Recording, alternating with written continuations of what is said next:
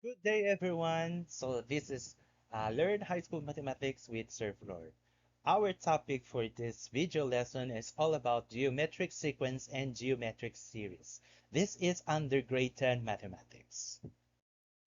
Our objectives for this one, so at the end of the session, you are expected to, number one, you have to illustrate geometric sequence and differentiate geometric from geometric series, and of course, geometric sequence from arithmetic sequence.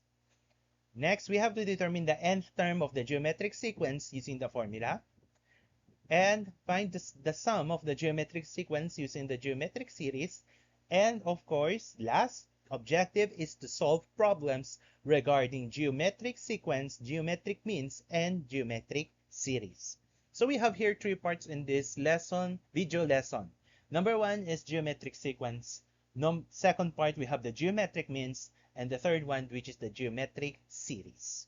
So let us go first with our first part. Our first part of this video lesson is this is the geometric sequence. So what do you mean by geometric sequence, and how will we differentiate from arithmetic sequence?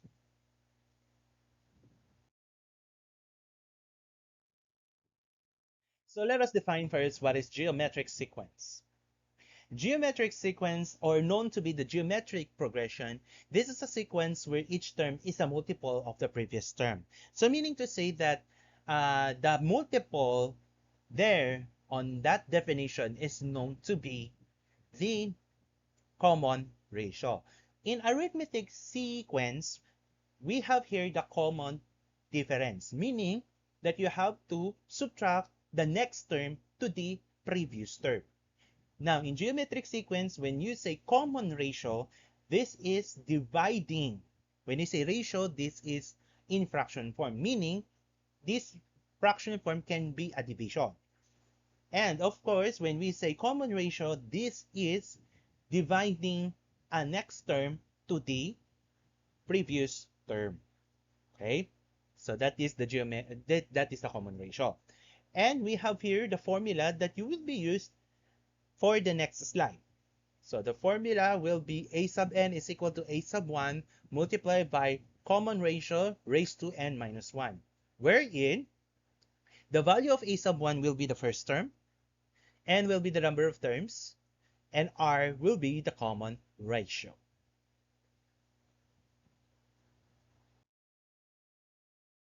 So let us go over to this next part. So let us differentiate geometric sequence from arithmetic sequence.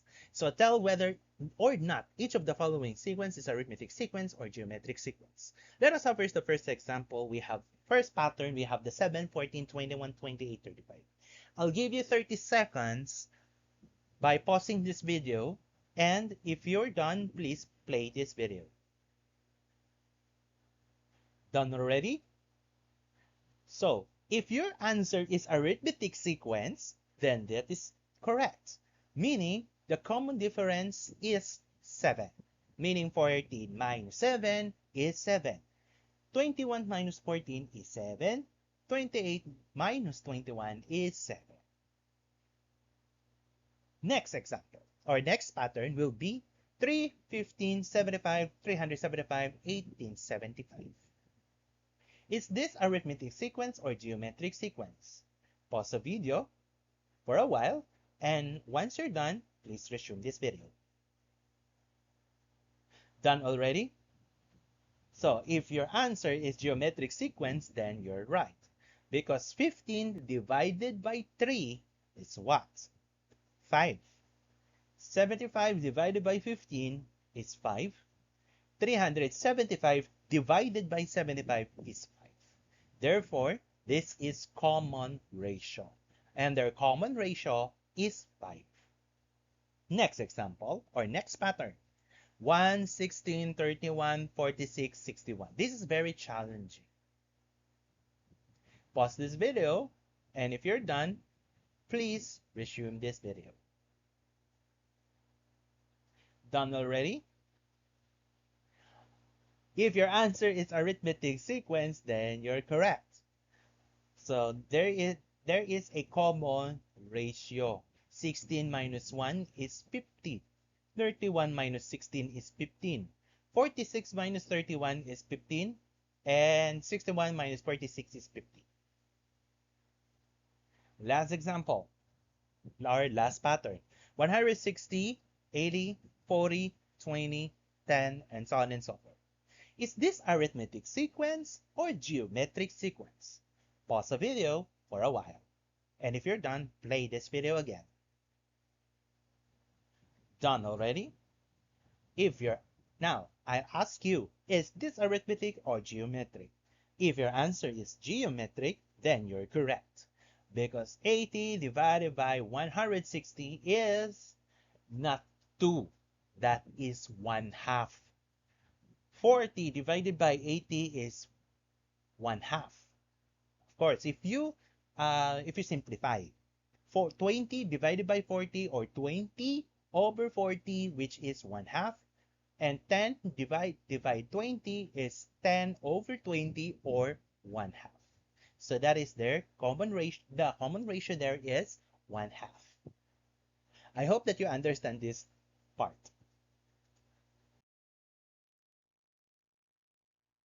Let us move on to solving problems.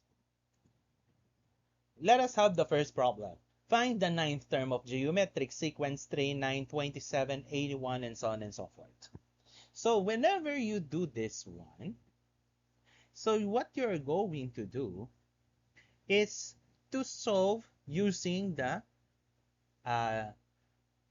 geometric sequence formula. And with that, of course, what we are going to do is to solve this.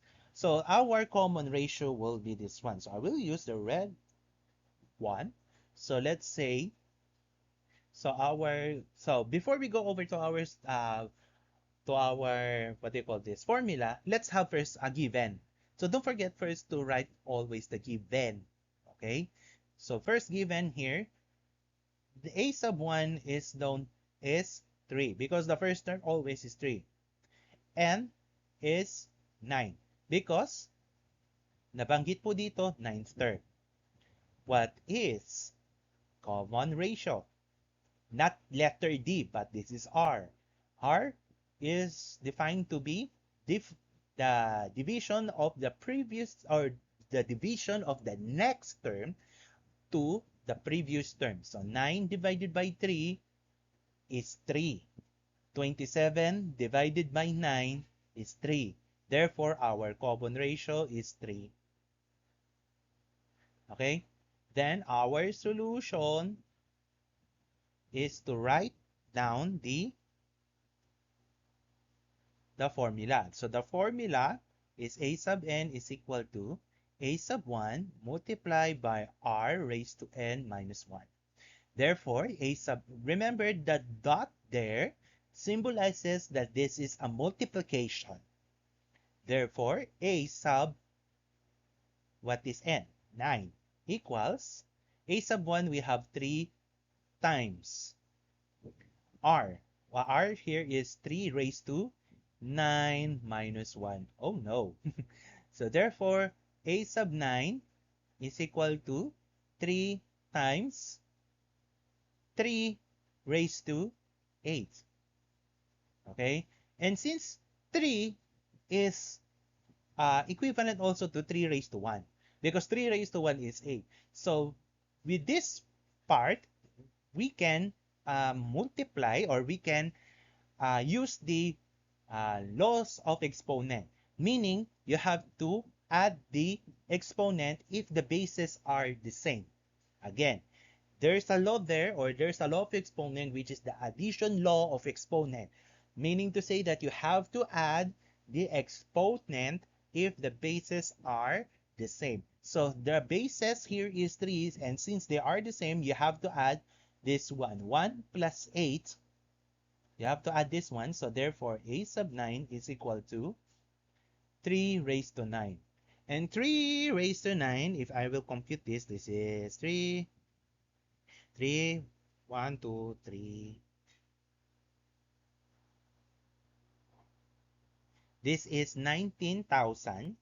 So our A sub 9 here is equal to 1, 2, 3, 4, 5, 6, 7, 8, 9. This is 19,683. So our final answer must be 19,683. This is very simple as this. I hope that you get it. Okay? But if the bases are different, then you have to evaluate first the part. Okay? The part. For example, 4 raised to 6, 4 raised to 6, 4 squared, you have to evaluate it.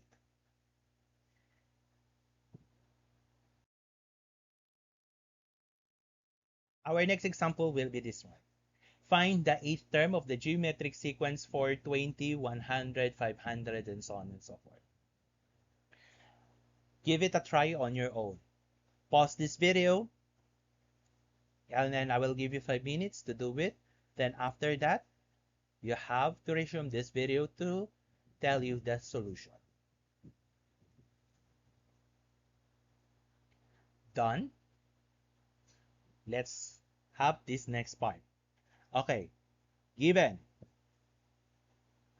First given, we have A sub 1. What is your A sub 1? If you said 4, that is correct. What about N? N, nabanggit na po dito. Eighth term. And of course, what do you call this? Ano pa? Common ratio. The common ratio, 20 divided by 4 is 5.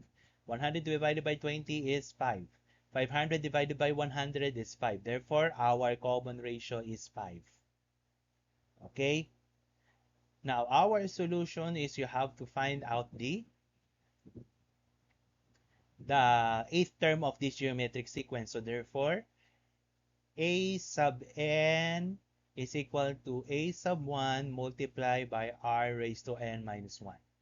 So A raised to 8 is equal to A sub 1, which is 4, multiplied by R. This is R. So R is 5 raised to n. What is n? 8 minus 1. So dito, kailangan i-evaluate itong part na to. So therefore, A raised to 8 is equal to 4 times 5 raised to 8 minus 1. So this is 5 raised to 7. So dito medyo madugo tayo dyan, no? So if you will compute 5 raised to 7, okay, 5 raised to 7 is equal to 4, this is 78,125. And if you multiply this by 4, this our eighth term of the geometric sequence is 312,500.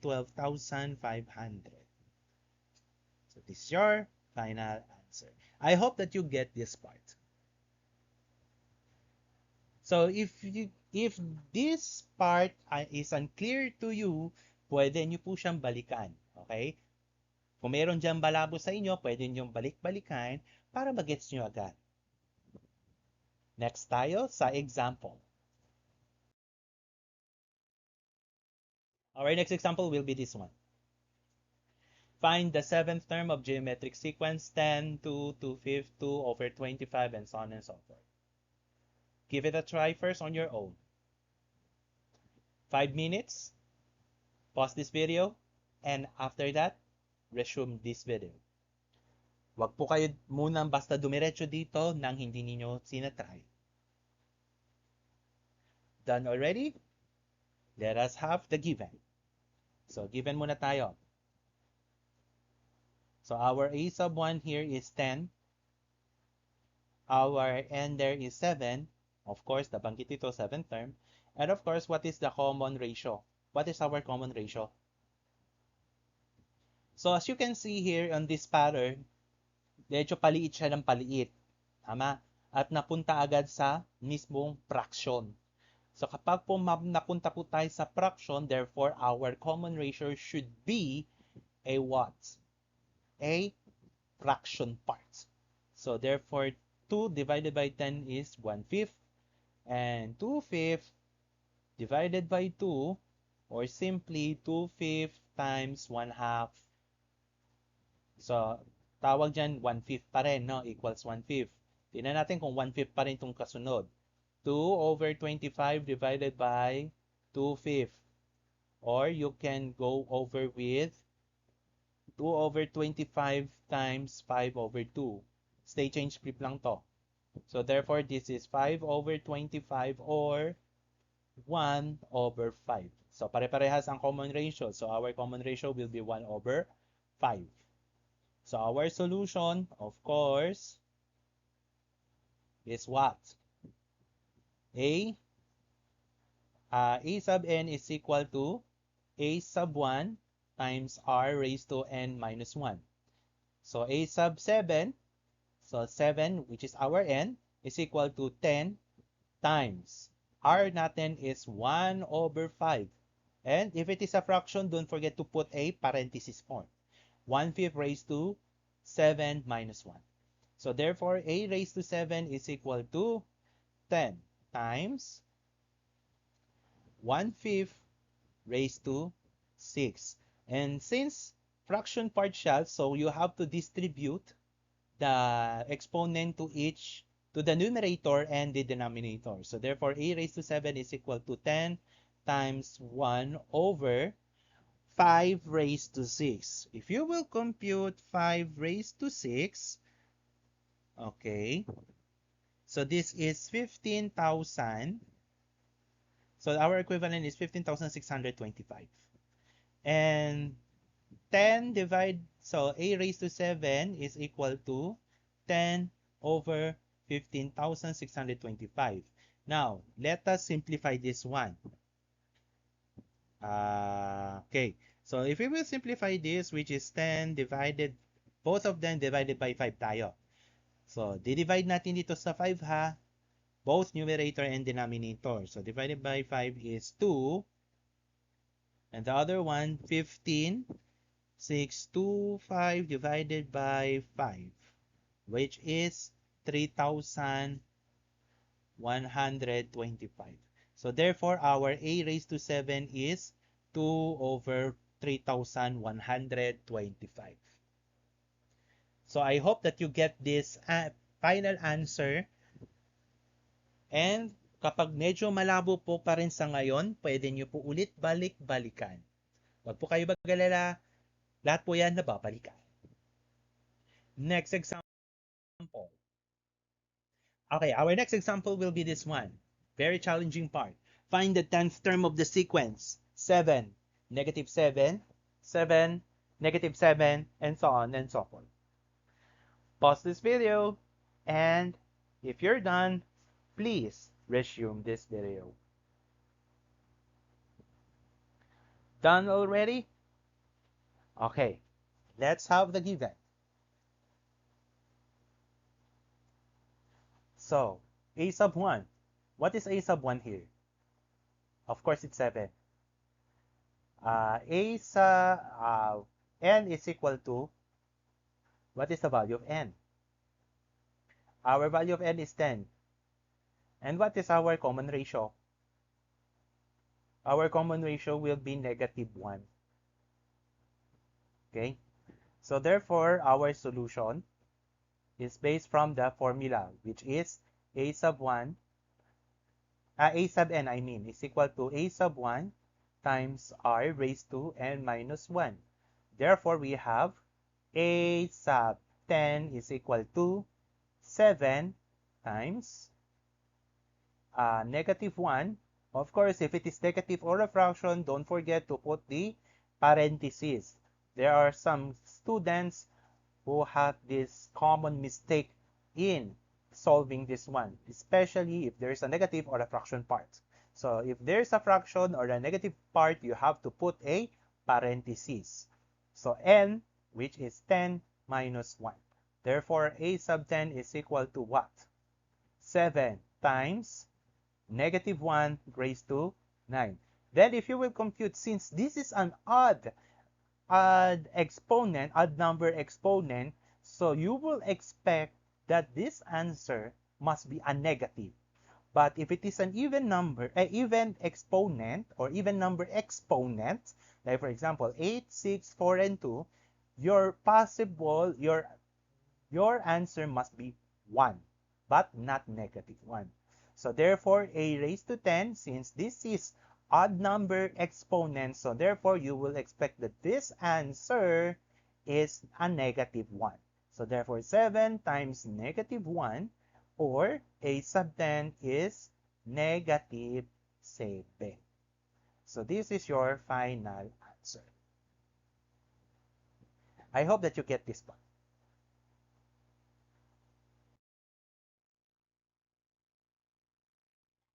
Next example. Find the first term of a geometric sequence which, number 1, the fifth term is 2,500 and the common ratio is 5.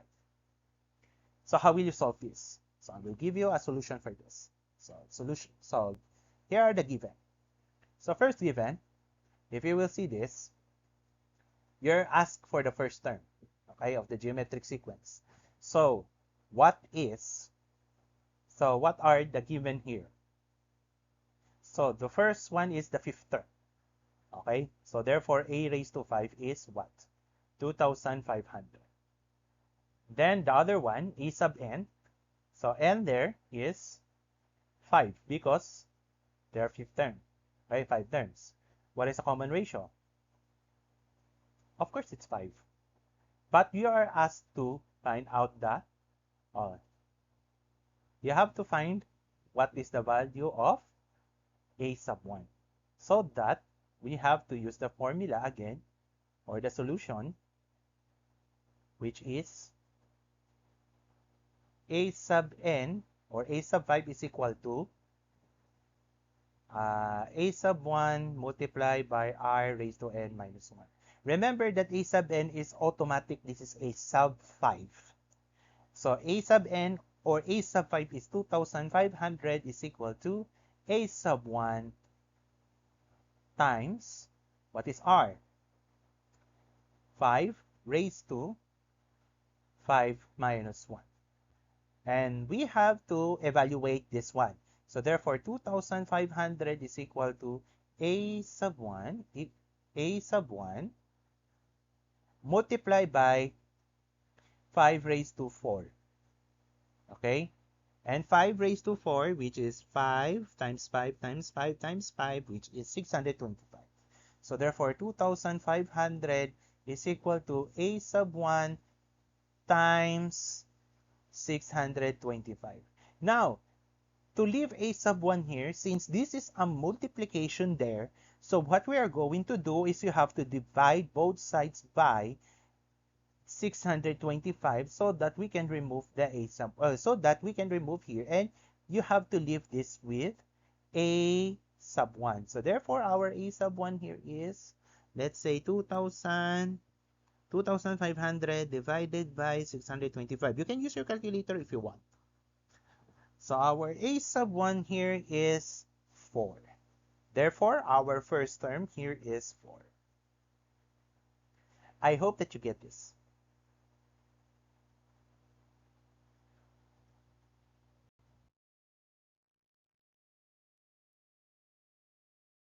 Next, and I think this is the last one. Find the first term of geometric sequence in which the second term is 12 and the fourth term is 192. How will you solve this? So listen carefully on how to do this. If this part, kung itong part na po ito or may mga parts po kayo na medyo malabo po sa inyo, pwede nyo po siyang balikan, itong part na ito. Huwag kayong mag-alala dahil this is a video presentation. So pwede nyo siyang balik-balikan. Okay? So, our second term is 12 and the fourth term is 192. So medyo mahaba po ito, no? So dito tayo sa pinaka-light side. So we have here the given. First given. We have here the second term, which is a sub 2. Of course, I know the second term is 12. And we know that a sub 4 there is 192. Our n, since second term siya, So therefore, n is equal to 2. Since fourth term yung isa pa dyan, so nabanggit yung fourth term, so therefore, fourth term is 192, so therefore, 4 is our value of n. Nabanggit yung fourth term. But, ano yung pinapahanap natin? You have to find out the a sub 1. Okay, a sub 1. So therefore, our solution ay mahaba-haba ito. Magpasensya nyo na, no? So para mahanap natin yung a sub 1, baka naman sagot lang tayo ng sagot, hindi naman natin alam kung ano yung nasa yung common ratio. Tama? Hindi natin alam kung nasa ng common ratio. So to find out the common ratio, this is how it goes. Two equations pa rin tayo. So una muna is, so ang formula natin is a sub n is equal to a sub 1 times r raised to n minus 1. So meron tayong dalawang terms or dalawang part dyan.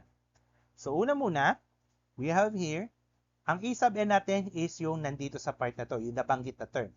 So therefore, we have first one, ito muna ha, itong part na ito, at saka itong part na ito. So we have here, 12 equals,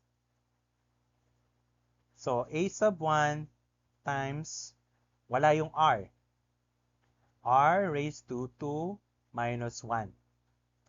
Okay? So i-replace mo lang to ha. So therefore, 12 is equal to a sub 1 times r raised to 1 or invisible exponent 1.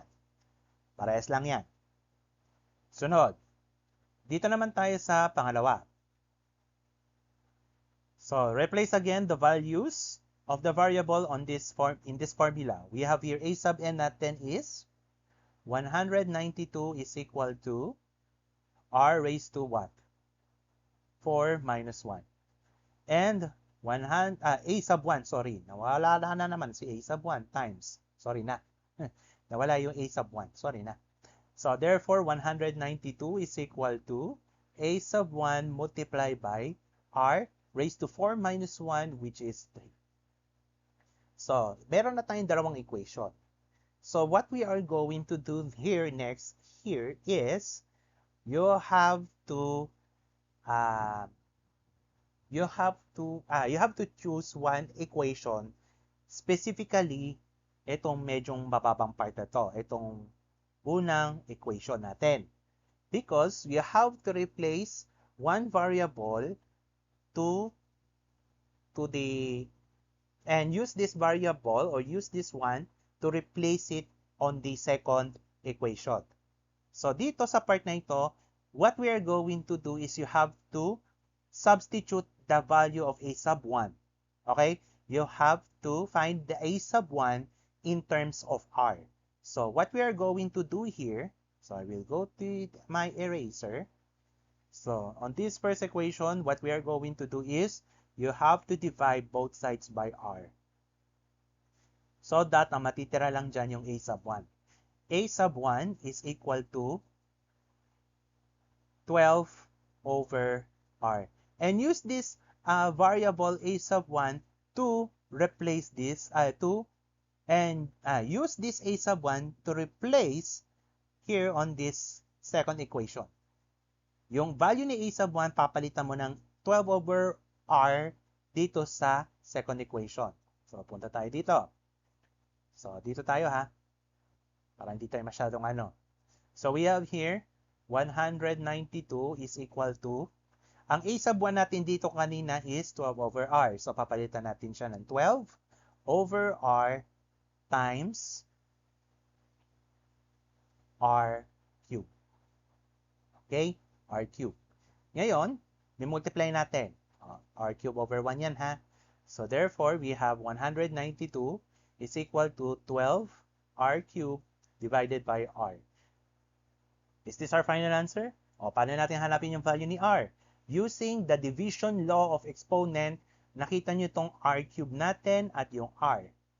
So, ang gagawin natin is subtract the exponent. So, 3 minus 1 is r squared. Okay? So, therefore, 192 is equal to 12 r squared. O, ulitin ko ha. Division law of exponent ha. division law of exponent. Okay? Division law of exponent. Now, para ma-leave natin yung r natin divided by 12. Therefore, what is the value of r? The value of r is, or value of r squared, I mean. So, pag kinalculate natin, 192 divided by 12, this is r squared is 60. Ngayon, paano natin mawawala yung r squared? Of course, gagamit tayo ng radical sign by square root both sides. So, therefore, r is, square root of 16 is 4. So, therefore, our common ratio is 4. But this is not yet our final answer because we are asked you to find what? The first term. So, paano natin kukunin yung first term? Siyempre, babalik tayo sa part na ito. Yung r natin na value kanina, i-replace natin dito para makuha natin yung a sub 1. Para hindi na tayo mahirapan. Ano po? So, therefore, we have a sub 1 is equal to 12 divided by, the value of r here is 4. Therefore, a sub 1 is 3. So, the first term of this arithmetic of the geometric sequence is 3. So, kapag medyo malabo pa po sa ngayon, balik-balikan nyo lang po itong part na ito para maintindihan nyo na maayos. So that is the first part of the geometric sequence. If you have any questions, leave your comments there. Then I will answer everything from you. So please like, share, and subscribe to my YouTube channel. And this is your first part of the geometric sequence in series. Again, this is Learn High School Mathematics with Sir Floyd. Have a nice day, everyone.